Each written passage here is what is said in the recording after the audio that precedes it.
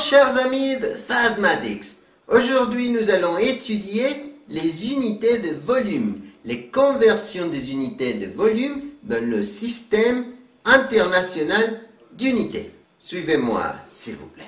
Tout d'abord, il faut dire que ce tableau est presque le même que celle qu'on a dessinée lorsqu'on étudiait les unités de longueur et les unités de surface. La seule chose qui change est que on va mettre le petit 3 en haut à droite pour indiquer qu'on parle d'unité de volume, c'est-à-dire dans l'espace, en 3D, combien de petits cubes d'un centimètre ou d'un mètre ou d'un décimètre, etc., on peut mettre dans un endroit. L'unité principale, le mètre cube, et il est très important de dire que en dessous de chaque abréviation, nous allons mettre 3 chiffres. 3 chiffres, 3 chiffres, c'est très important. Pour les unités de surface, c'était 2 chiffres en dessous de chaque abréviation. Et pour les unités de longueur, on mettait juste un chiffre en dessous de chaque abréviation. Aussi, il faut dire que à droite, on a les unités plus petites que le mètre cube. Alors, elles sont appelées les sous-multiples. Et à gauche, nous avons les unités les plus grandes et on les appelle les multiples du mètre cube.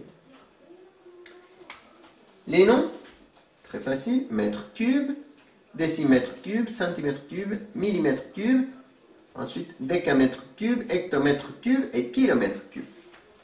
On va faire quelques exercices, par exemple, convertir 807 hectomètres cubes en centimètres cubes. Tout d'abord, il faut trouver la virgule, mais si on ne la voit pas, elle sera à la fin. Alors, si la virgule est là, on va l'écrire où l'abréviation d'hectomètre cube finit. Alors, on va mettre la virgule là où les hectomètres cubes vont finir. Et à gauche, nous avons 7, 0, 8. Mais nous voulons aller jusqu'à centimètres cubes. Alors, là où l'abréviation des centimètres... Non. Alors, là où l'abréviation des centimètres cubes finit, on met la virgule et on efface d'ici l'autre virgule. Et nous allons remplir l'espace vide avec des zéros. Donc, le résultat sera 8, 0, 7, et ensuite 3, 6, 9, 12, 12 zéros.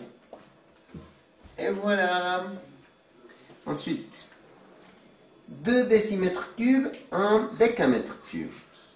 On trouve la virgule, qui sera toujours à la fin si on ne la voit pas, et on va chercher l'abréviation décimètre cube. Alors là où l'abréviation décimètre cube finit, je mets la virgule. Il y a un 2 à gauche, mais il faut aller jusqu'à décamètre cube. Alors, on efface la virgule de là, et on la met là où il y a le décamètre cube. On va remplir avec les zéros l'espace vide. Donc, le résultat sera 0,0000002 décamètre cube. 5 zéros. Oui. Ensuite, comment convertir 87,6 mètres cubes en millimètres cubes? On voit que la virgule est là. On cherche l'abréviation de mètre cube. On met la virgule là. Il y a un 7 et un 8 à gauche de la virgule et un 6 à droite de la virgule. Mais on va l'effacer de là-bas et on va la mettre là où les millimètres cubes finissent. Donc, on remplit avec des zéros. Et le résultat sera 8, 7, 6 avec 3, 6, 8 zéros.